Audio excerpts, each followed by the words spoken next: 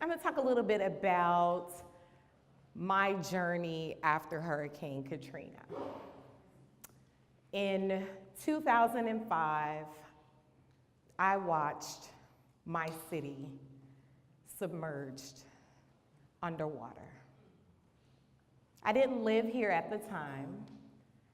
I was in Seattle. So shout out to my Seattle folks. I was in Seattle, and the hardest thing I had to do was watch my city literally washed away. And I felt like I couldn't do anything about it. I felt helpless. I saw places that I knew. My school was on television. My neighborhood. I saw places where my family lived underwater. So I couldn't just sit back and watch that, right? I couldn't just stay there and be away from my people, my city. So my husband and I and my son, we sold everything that we had, and it wasn't a lot. I was in my 20s, I didn't have nothing, I was poor. We sold some VHS tapes. We sold everything that we had, we packed up, and we came home. We slept on the floor, we had an air mattress, we didn't have any furniture, we didn't even have curtains up. In many ways, we were like the people who were here that had lost everything. Not long after that, I was invited to become a community organizer, reluctantly. I didn't know anything about community organizing. I was a fundraiser.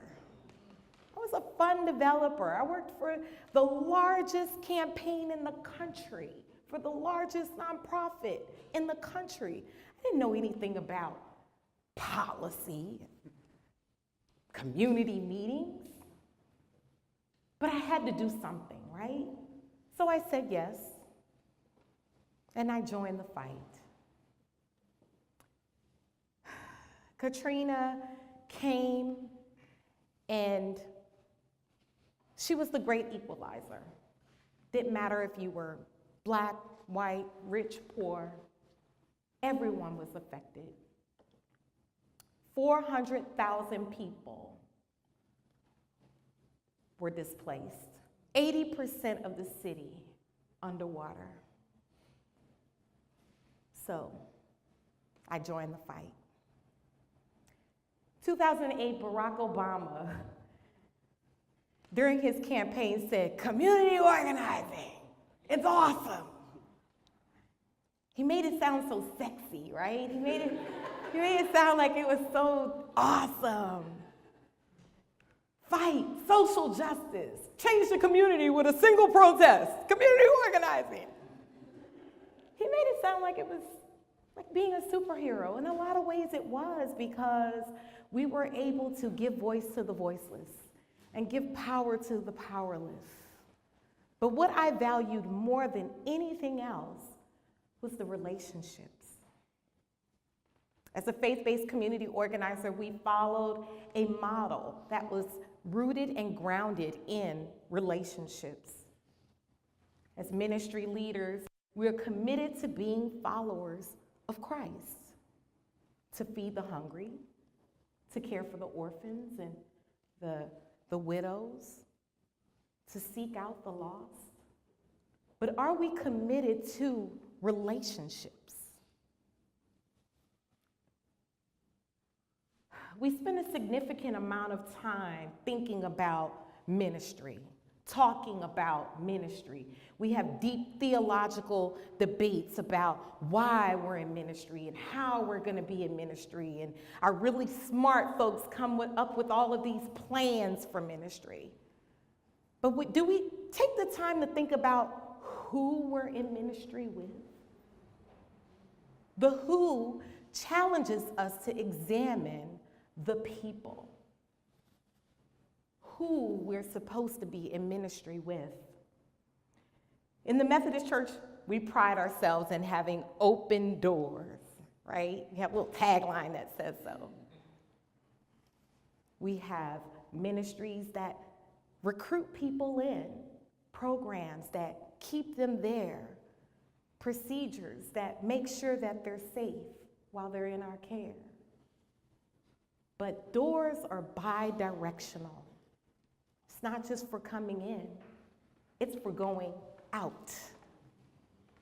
In Luke chapter 10, a man asked Jesus, "Who is my neighbor?" Who is my neighbor is a challenge to all of us to learn and understand the people we want to serve. Who is my neighbor is a call for us to go out and walk with the people, seek understanding, build relationships, offer community. Who is my neighbor is an opportunity to be in ministry with and not for. Faith-based organizing can be a tool for building those relationships. We have 4 components to organizing. 1, one-to-ones. It's a simple meeting with people from the community to find out what they love, what they care about, what their self-interests are. One-to-ones are the foundation of our work. It's where we really get to understand what is bothering people, what their concerns are. And it's also a great place to get that really good 7-Up pound cake recipe. Hallelujah. One-to-ones don't just happen once or twice. It happens over time, over weeks, over months, and sometimes even over years. It is a relationship building tool. Next is issue development, seeking to find key common concerns in the community. So we take all of those one-to-ones, right? All of those conversations, and we try to identify a common thread. What is the big issue? What is the big problem here? Everybody's kind of saying the same thing, and we think it could be pointing to this one big thing. And then there's research. That's the fun part, where we take that issue and we meet with people to try to find out why the problem exists, who we can hold accountable, and how we can begin finding solutions to that problem. And then the final component, or the final step, is an action. An action is not actually where the work happens, it's actually a celebration of the work. People come together to share what they learned in those one-on-ones, what they learned in the research, talk deeper about that issue, and hold those people accountable. It really is a wonderful display when you see everyone coming together to say, we know what to do now. This approach is not linear, but it moves and flows. It acts as a guide. Sometimes you may do one-to-ones. Sometimes you may have enough one-to-ones to go straight to an action. Sometimes after an action, you have to go back to the one-on-ones. It moves and flows with the needs of the people. After Katrina, I've seen this model work. I've seen it help communities surrounding the church. It helps to bring people together. My first action as a community organizer that I was responsible for leading, and I think Corey is here, I don't know if Corey was one of the pastors that I actually organized with. He's the pastor of this church. We were here on the ground together. And one of those actions was around garbage, trash. If you can imagine trash being a major issue after the storm. I would meet with people to talk to them about what their concerns were, and I would listen to them, and sometimes we would have a meal, and we'd go through the pictures that they uncovered from the storm or recovered from the storm, talk about their grandkids going back to school, and then they would very passively say, I'm just really tired of seeing that garbage outside of my home. The garbage man hasn't come in weeks, and I just want to see it gone. Kim brought it up the other day that had to be a sort of a horrible feeling to want to move forward past this devastation and constantly getting this reminder, that it happened and you can't get past it because you're looking at it every day on your front curb. And that's how it was. It was just a constant reminder of looking at this garbage. I want to move on with my life, but here it is in front of me, and I can't get anyone to pick it up. So I learned about how tired they were, and we marched on down to City Hall, and we marched on down to the Army Corps of Engineers, and we made phone calls to the trash companies, and we had more one-on-ones, and it was time for an action. It was time to hold some folks accountable. This trash needed to go. It smelled. It had mold in it. It attracted vermin and animals, had rotten food. It was disgusting. So it was time to hold people accountable. And on one side, you had the community saying, get this garbage out. And then on the other side, you had another community, a Vietnamese community, on the other side of town saying, don't bring the garbage here. Because they lived near the landfill where all of the garbage was going. So we had to figure some things out. It has to go somewhere. And it was a beautiful display of what it means for community to actually come together, no matter what you look like. Because like I said before, it leveled the playing field. We had no other choice but to come together. So it was Action Day. There's a panel, Army Corps, the garbage man. I don't even remember which garbage company it was. I probably shouldn't even say that either anyway. We had public officials there and our city council, and we had these people who have been empowered, residents as far as the eye can see saying, this has to stop.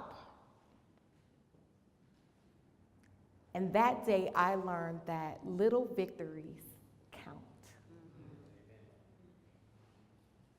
Organizing brings people together, proving that you can accomplish anything together. It also means removing some of those preconceived ideas of what you think a person has to offer. I think Angela said earlier about it's not your job to tell somebody what they need. Everyone has the power and the ability. God says we're equipped, amen? We're equipped with everything that we need. Our job is to lift them up. Our cities are changing, folks, and they require more from us than ever before. Faith-based and service organizations cannot continue to treat communities like a deficit, a problem, something that needed to be fixed. People are not hopeless. They don't need to be saved like I once thought they needed to be saved, like that superhero. We have the connection with the people and the relationship with the people. We can squash all of those assumptions, amen? Research shows that families are traveling to churches and communities that they don't live in. 47% of members say it takes nearly 15 minutes to get to church. 31% say that it takes nearly 30 minutes to get to church. That tells us that our people are worshiping in communities that they don't know about. They don't know the people. They don't know their neighbors. Community organizer is a tool to get us back connected with our neighbors. It helps to bridge those gaps. With organizing, churches can move beyond the charitable-only engagement and toward building power. There are 3 ways to build power. Who knows them?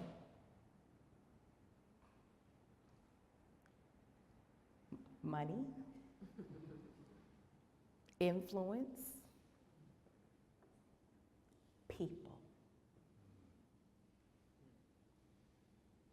When we organize, we bring all of those assets together through effective partnerships. Churches are the best way to build partnerships. I can't think of anybody more organized than a church member and a lay leader. We have systems, we have infrastructure, we have institutional advantage. Some of us have money, some of us have access to wealth.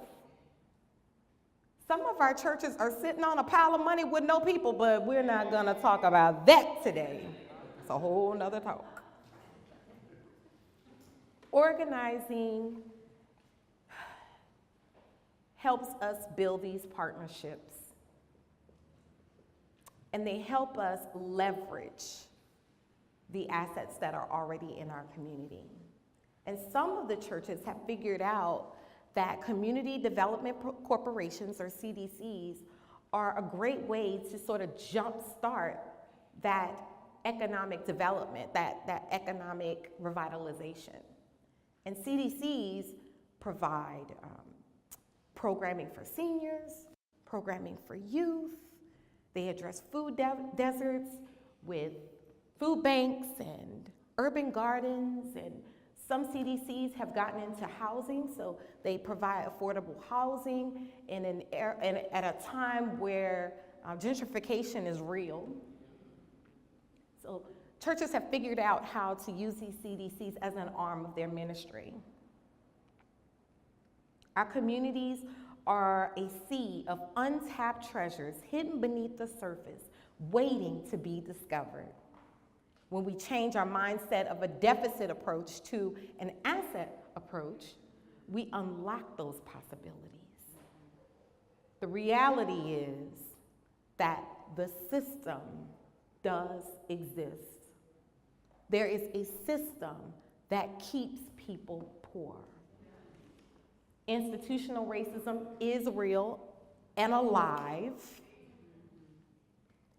and it feeds on fear, scarcity, and desperation. As faith leaders, we have a responsibility to change that narrative and bring hope, right? God tells us that we can do anything through him. So, now that I get off my soapbox, I got a few things that I want you to think about when you go back home. 5 principles. 1, your church can be a change agent. All you have to do is go outside the walls. Make an intentional effort to seek authentic relationships. Listen, connect, and learn from one another. Angela talked about that earlier. Be in ministry with and not ministry for. The community doesn't need you to tell them what to do. They are completely capable and equipped to take control of their own destiny. Facilitate partnerships with organizations who have a common mission and vision. We are truly stronger together. The system is real, y'all. Finally, that's 5. All of the isms exist. They're real. And they play a real part in reinforcing inequity.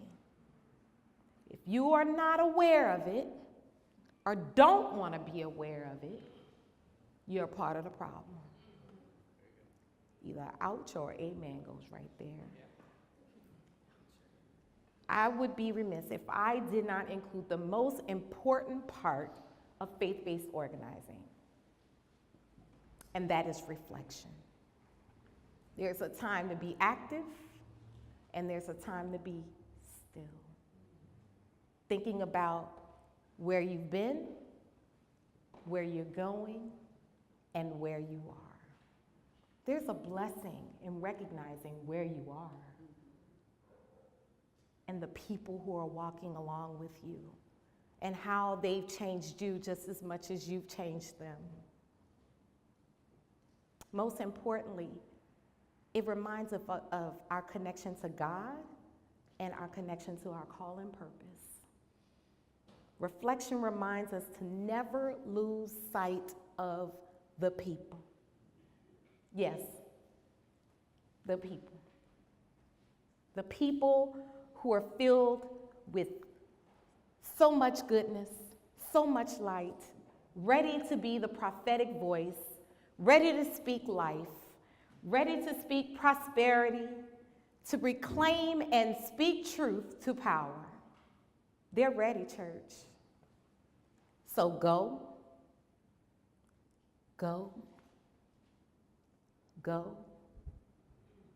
and find your neighbor. Amen. Stay up here because I'm going to have you come up for the